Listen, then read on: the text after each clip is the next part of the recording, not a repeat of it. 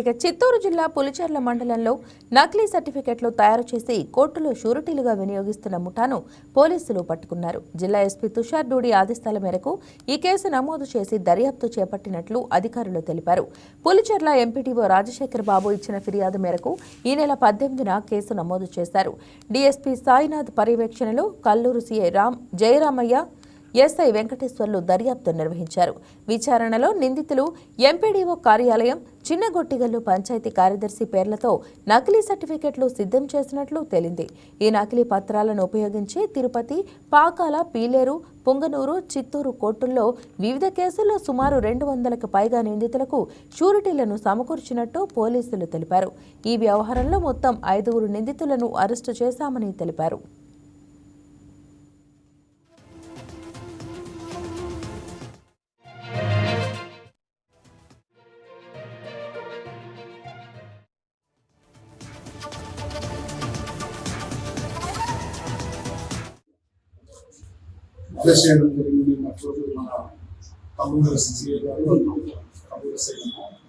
case వివరాలు Pulicherla MPDO అయినటువంటి రాజశేఖర్ గారు, తర్వాత రామిరెడ్డి గారు పల్లి పంచాయతీ సెక్రటరీ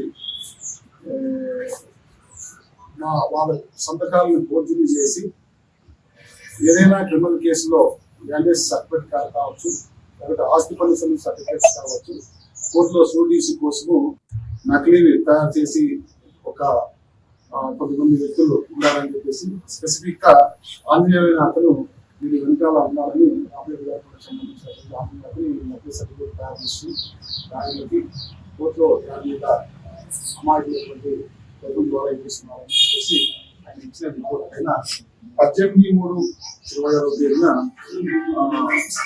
అన్ని కోర్టు పట్టీలు, ఫోర్జరీకి, తర్వాత valuable certificate, used as a డినైన్ దానిపైన